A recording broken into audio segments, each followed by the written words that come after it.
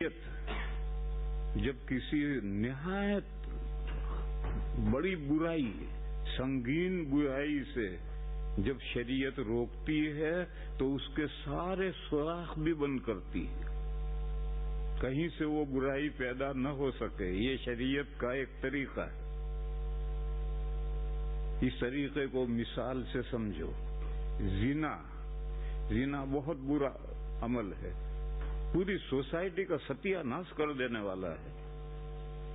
کسی کے بارے میں یقین کرنا مشکل ہے کہ اپنے باپ کا ہے، کوئی کون کس کا ہے یہی پتہ نہیں رہے گا، تو ساری سوسائٹی کا نظام درہم برہم کر دیتا ہے زنا۔ تو قرآن نے کیا کہا؟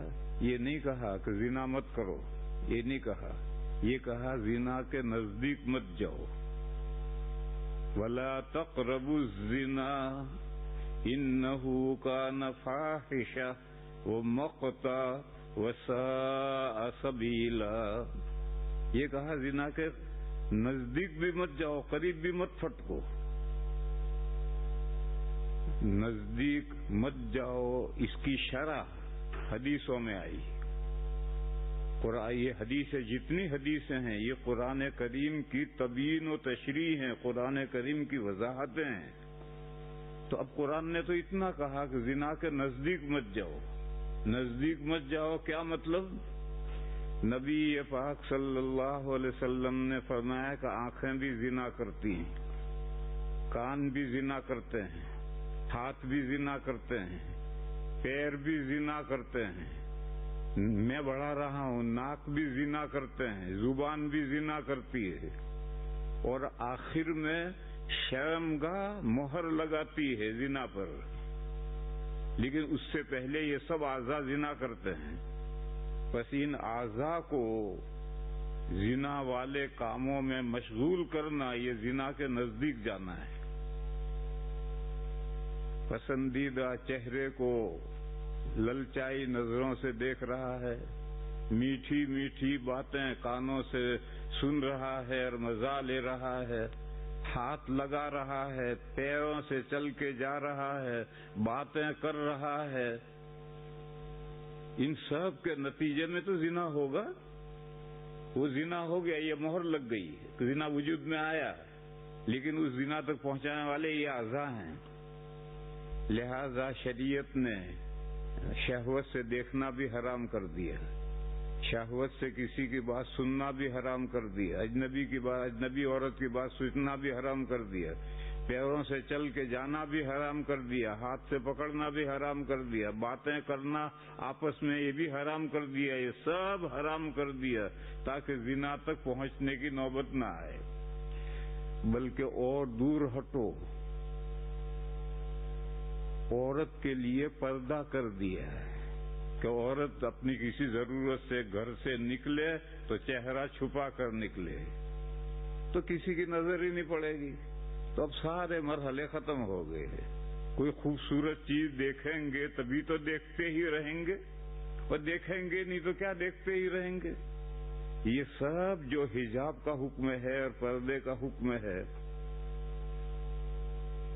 یہاں یورپ میں، فرانس میں بہت پہلے یہ کانفرنس ہوئی تھی، اور ان لوگوں کی جو کانفرنس ہوتی ہیں اس میں تو سبھی آتے ہیں، غیر مسلم یہودی بھی آتے ہیں، عیسائی بھی آتے ہیں، مسلمان پروفیسر بھی آتے ہیں، عرب سے بھی آتے ہیں، یہاں کے بھی آتے ہیں۔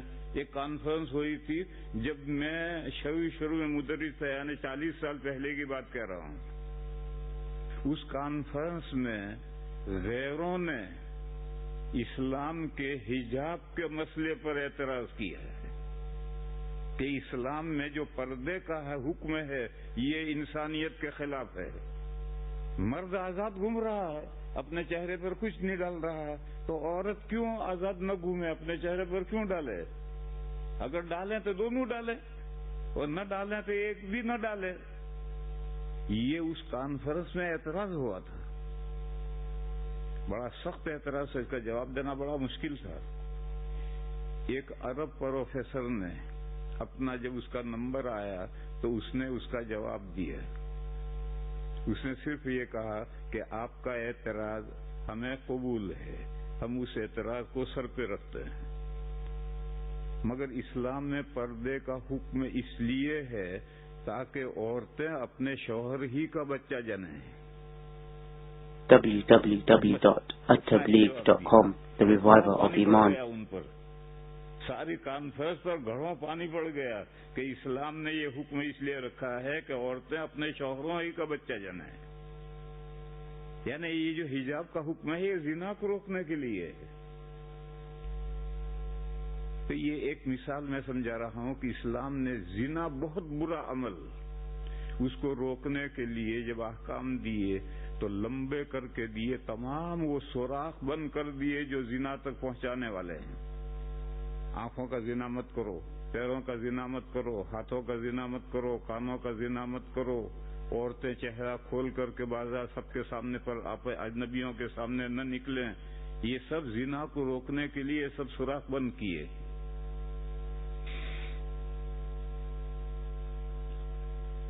اسی طریقے پر میرے بھائیو یہ سمجھو کہ سود بہت برا، انٹرسٹ، سود بہت برا، ساری سوسائٹی کو خراب کر دینے والا ہے سود۔ آج کل سود پر گورنمنٹ انڈرٹیک ہوتا ہے، سود گورنمنٹ انڈرٹیک لیا جاتا ہے، اس لیے اس کی خرابیاں ظاہر نہیں ہوتی۔ آپ لوگوں میں سے جو میری عمر کے یا مجھ سے زیادہ عمر کے ہوں گے انہوں نے اپنے بچپن میں مہاجنوں کا سود دیکھا ہوگا، بنیوں کا، سارے گاؤں کے مالک ہو جاتے تھے وہ سب، وہ مہاجنی سود کہلاتا تھا، بنیوں کا سود کہلاتا تھا، جو چاہے لے لو۔ آج کل تو سود پر بھی گورنمنٹ انڈرٹیک ہے، گورنمنٹ کا کنٹرول ہے، بینکیں گورنمنٹ کے اختیار میں ہیں اور گورنمنٹ کے پالیسی کے مطابق ہی سود لیں گے، بے حساب نہیں لے سکتے۔ اس لیے قرآن کریم نے سود کی جو برائیاں بیان کی ہیں وہ برائیاں نظر نہیں آتی، لیکن میں بتاؤں گا، آج تو نہیں بتاؤں گا، کل بتاؤں گا۔ یہ آیت کریمہ گزری تھی، میں لایا تھا ایک کتاب لایا تھا حدیث شریف کی نصیحت کرنے کے لیے، لیکن آج سود کی آیت قرآن کریم میں آئی تو میں نے سوچا کہ یہاں ساری دنیا میں اس وقت ساری دنیا میں سود کا چلن اتنا ہو گیا ہے کہ خدا کی پناہ، اور ذہین لوگ جو ہیں وہ یہ سوچتے ہیں، اعتراض کرتے ہیں کہ سود کیوں حرام ہے، یہ بھی ایک آمدنی کا ذریعہ ہے۔ جیسے لوگ ہوائی جہاز اڑتا ہے تو سب کو شراب پلاتے ہیں، اب لوگ نوجوان شراب کرتے ہیں کہ تھوڑی سی شراب پی لیے تو کیا حرج ہے، پہلے میں شراب پیتے ہیں کوئی باولا ہو کر پاگل نہیں ہو جاتا۔ تو ایسے تھوڑا بہت سود چل رہا ہے، ساری دنیا میں چل رہا ہے، اور جہاں سود نہیں چل رہا وہاں سود کا دھواں چل رہا ہے۔ تو یہ سوال پیدا ہوتا ہے نوجوانوں کے ذہنوں میں کہ سود بھی تو آمدنی کا ایک ذریعہ ہے، کاروبار کا ایک ذریعہ ہے، اور یہ ایسا کاروبار کا ذریعہ ہے کہ دیکھو یہ جوئش کتنے بڑے بڑے مالدار ہو گئے ہیں، وہ اسی سود کی بنیاد پر مالدار ہو گئے ہیں، اور یہ بنیے اربوں خربوں روپوں کے مالک ہو گئے ہیں، وہ اسی سود کی وجہ سے مالک ہو گئے۔ تو ایک بہترین گویا شاندار کاروبار ہے سود کا، اس کو ناجائز شریعت نے کیوں کیا ہے؟ اور شریعت نے اس کو ناجائز نہیں کیا، سود تین ہیں، تینوں کو ناجائز کیا۔ ایک ہے ربا القرض، کسی کو آپ پیسے ادھار دیں اور مہینے کے یا سال کے اتنے بڑھا کر لیں، اصل بھی واپس لیں اور سود بھی بڑھا کر واپس لیں، ربا القرض۔ دوسرا ہے ربا الفضل، ربا الفضل زیادتی کا سود، آپ نے 1 من گیہوں دیے اور 1.25 من لیے، تو یہ جو 1 پاؤ من آپ نے سود گیہوں زیادہ لیے یہ بھی سود ہے، اس کا نام ربا الفضل۔ اور تیسرا ہے ربا النسیہ، ادھار، آج گیہوں دیے من اور 1 مہینے کے بعد میں 1 من ہی گیہوں واپس لیے، تو یہ ربا النسیہ ادھار کا سود ہے۔ آج آپ نے چاندی بیچی، سونا بیچا، کرنسی کو نہیں کہہ رہا، کرنسی جو اس کے مسائل الگ ہیں، सोना चांदी बेचा और सेम 1 तोला दिया 1 तोला लिया, लेकिन एक अभी दिया और एक शाम को दिया, उधार हो गया, तो ये भी सूद। तो 3 सूद हैं, रिबल कर्ज, रिबल फضल और रिबल नसिया, उधार का सूद। कुरान करीम में सिर्फ रिबल कर्ज का जिक्र है और वो आयत कल आ रही, ला ताकुलु रिबा अज़आफ़न मुज़ाअफ़तन, सूद मत लो 2 चंद बढ़ाकर। ये 2 चंद जो सूद बढ़ता है ये रिबल कर्ज में बढ़ता है। हमारे यहाँ गरीब लोग कर्ज लेते हैं, 10% पर कर्ज दिया, यानी 100 रुपए दिए, ये 100 रुपए महीने पर वापस करने हैं और 10 रुपए और वापस करने हैं। 10% का ये मतलब है, यहाँ भी यही मतलब है। और अगर महीने पर नहीं दिया तो फिर 1 महीना और बढ़ जाएगा। अब आइंदा महीने में 100 पर 10 रुपए नहीं लगेंगे, वो जो 10 रुपए लगे थे उस पर भी 1 रुपया लगेगा। इसी तरह से महीना महीना बढ़ता जाएगा। यही है चंद दर चंद सूद बढ़ाकर मत खाओ। ये चंद दर चंद बढ़ाकर जो सूद खाया जाता है ये सिर्फ रिबल कर्ज में होता है। रिबल फضल, 1 मन गेहूं दिए 1.25 मन लिए या लेंगे तो 1.25 मन तो 1.25 मन ही रहेंगे, चाहे 1 साल हो जाए, मन के 1.25 मन ही हो जाएंगे। वो 1.25 मन जो है वो 1.5 मन नहीं बनेगा। तो कुरान करीम में सिर्फ रिबल फضल है और वही अज़आफ़ मुज़ाअफ़ा होता है। और रिबल फضल जिसका हदीसों में तज़किरा है वो भी सूद है, मगर वो अज़आफ़ मुज़ाअफ़ा नहीं होगा और वो भी हराम है। और तीसरी सूरत है रिबल नसिया, एक तो गेहूं मन भर अभी दे दिए और उसने कहा कि जब मेरे खेत में गेहूं पकेंगे तो मैं 1 मन दूंगा 4 महीने के बाद। ये रिबल नसिया उधार का सूद है। इसमें कुछ भी बढ़ता नजर नहीं आता, लेकिन शरीयत ने इसको भी सूद करार दिया। तो शरीयत ने जब सूद को, ज्यादती को, असल सूद के माने है कर्ज दो और कर्ज दिए हुए से जायद लो, 100 रुपए दो और 110 रुपए लो, ये असल कर्ज है, असल सूद ये है। लेकिन शरीयत ने उसे बढ़ाया कि रिबवी चीजें जो हैं उसमें मन और 1.25 मन ये भी सूद है, और रिबवी चीजों के अंदर 1 कैश और 1 उधार ये भी सूद है। तो शरीयत का ये तरीका है कि जब वो किसी संगीन चीज को हराम करता है तो सिर्फ उसको हराम नहीं करता, उसके जितने सुराख हैं वो सुराख भी बंद करता है। और एक मिसाल मैं दूं, उस मिसाल से समझो। शरीयत ने कहा कि अल्लाह के अलावा को सजदा हराम है। कौन सा सजदा? इबादत का सजदा हराम है, और अगर सलामी का सजदा करे तो वो भी हराम। और पैर चूमे या हाथ चूमे या हाथ चूमने के लिए झुके या किसी आने वाले के लिए रिस्पेक्ट के लिए खड़ा हो, अपने बुजुर्ग इन सब को पसंद नहीं करते थे। ये सब तहिया सजदा तक पहुंचाने वाले हैं। एक आदमी आया, उसके रिस्पेक्ट के लिए सब लोग, पूरी क्लास खड़ी हो गई। या कोर्ट में जब जज कुर्सी पर आ जाता है तो फिर कोई कोर्ट में बैठेगा नहीं, पूरी कोर्ट खड़ी रहेगी, वो जज अकेला ही बैठेगा। ये रिस्पेक्ट है, कोर्टों का रिस्पेक्ट है।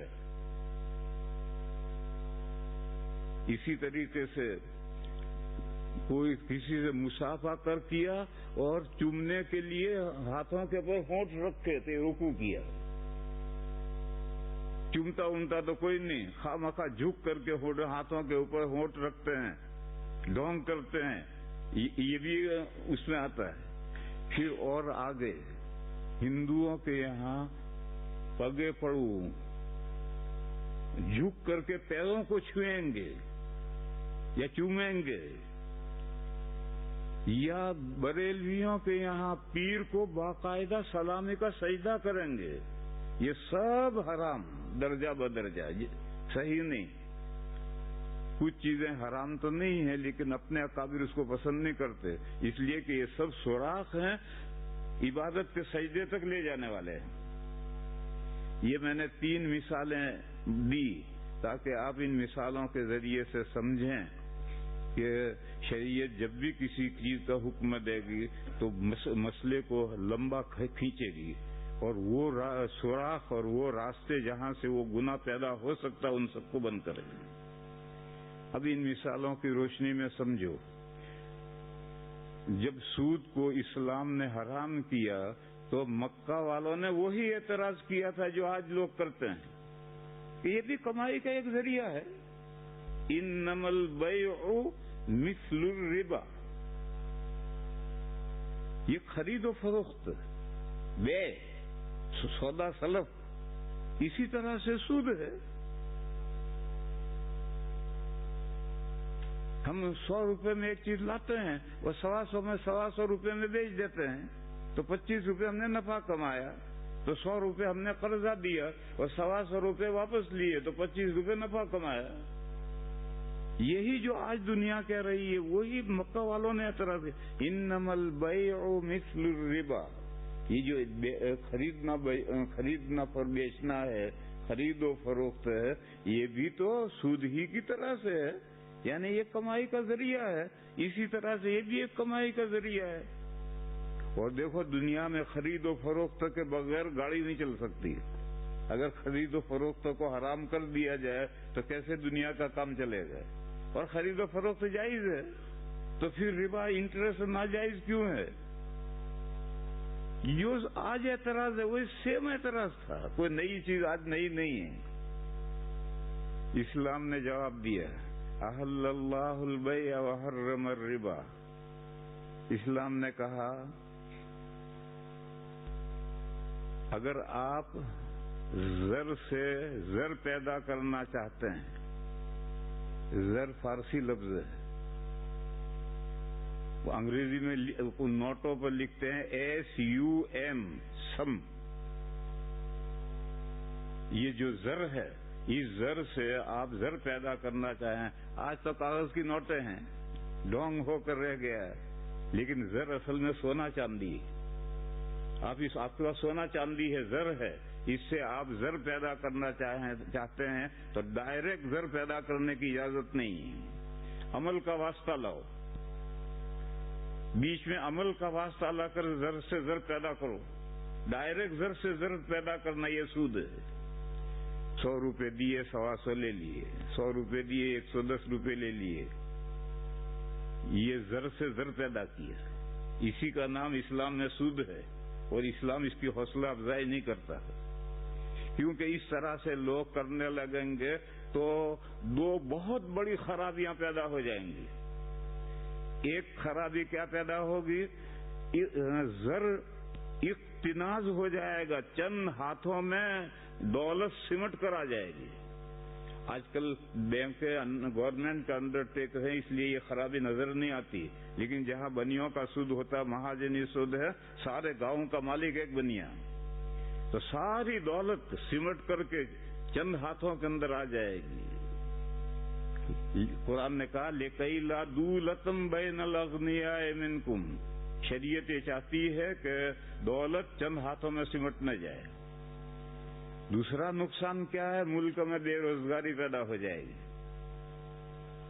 چند آدمی پیڑی لے کر بیٹھے ہیں، سودی قرض دیتے ہیں پیسے بڑھاتے ہیں، سودی قرض دیتے ہیں پیسے بڑھاتے ہیں، اور لوگوں کے لیے کوئی کاروبار نہیں ہے، تو ملک کے اندر بے روزگاری پھیلے گی۔ اس کے برخلاف اسلام نے کہا کہ اگر آپ کو زر سے زر بنانا ہے تو بیچ میں عمل کا فائدہ لاؤ، عمل کا واسطہ لاؤ۔ ایک آدمی کے پاس میں 5 کروڑ روپے ہیں، وہ 5 کروڑ کے سال بھر میں سود پر دے کر 5.5 کروڑ بنا لے، اس کی اجازت نہیں ہے۔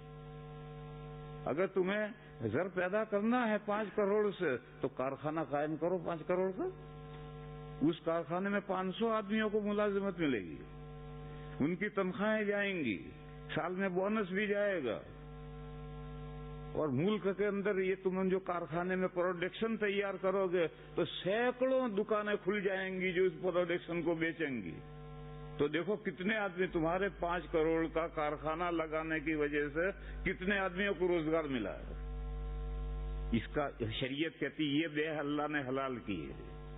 احل اللہ البیع، اللہ نے بے کو حلال کی ہے، کیونکہ بے کو حلال کرنے میں زر سے زر پیدا ہوتا ہے مگر بیچ میں عمل کا واسطہ آتا ہے، اور اس کی وجہ سے دولت چند ہاتھوں میں نہیں آتی، پھیلتی ہے اور سارے ملک کو روزگار ملتا ہے.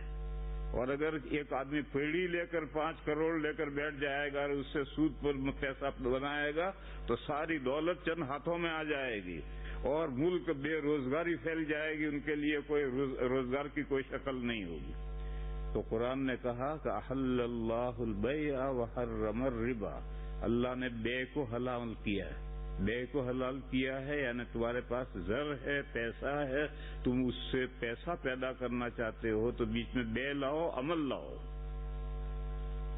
تاکہ دولت پھیلے، تاکہ ملک کو روزگار ملے. وحرم الربا، اور ربا کو اللہ نے حرام کیا ہے کیونکہ تم ڈائریکٹ زر سے زر پیدا کرو گے تو زر چند ہاتھوں میں سمٹ آئے گا اور پورا ملک بے روزگار ہو کر رہ جائے گا. یہ قرآن نے اس کی وجہ بیان کی ہے کہ ہم نے بے کو حلال کیا ہے اس لیے کہ اس کے یہ 2 فائدے ہیں، دولت پھیلتی ہے اور ملک کو روزگار ملتا ہے، اور ربا کو ہم نے حرام کیا ہے تاکہ دولت سمٹے نہ اور ملک کو بے روزگاری سے سابقہ نہ پڑے. پھر یہ تو ربا القرض ہے، پھر ربا الفضل اس کو حدیث نے بیان کیا. پھر اور اس کو شریعت نے کہا ربا النسیہ، ربوی چیزوں میں دونوں پیش ید بے ید ہونی چاہیے، ایک کے بعد دیگرے، ادھار نہیں، ادھار سے بھی کچھ کا کچھ بیلنس ہو جاتا ہے. آج کل دیکھو کرنسیوں کا ہوتا ہے، جو کچھ ہوتا ہے سب جانتے ہیں کیا صبح بھاؤ کچھ ہے، شام بھاؤ کچھ ہو گیا. یہی بھاؤ سونے چاندی میں بھی ہوتا تھا، یہی بھائی ربوی چیزیں گیہوں جو ان کے اندر بھی ہوتا تھا. تو شریعت نے ادھار بھی، ربوی چیزوں میں ادھار بھی حرام کیا، کمی بیشی بھی حرام کی، اور قرضے کی بنیاد پر جو زیادتی لیتی تھی اس کا مسئلہ تو قرآن کریم میں آج ہی نہیں پڑھا گیا، آج پڑھا گیا، آگے بھی پڑھا جائے گا، کل بھی پڑھا جائے گا. وآخر دعوانا ان الحمد للہ رب العالمین.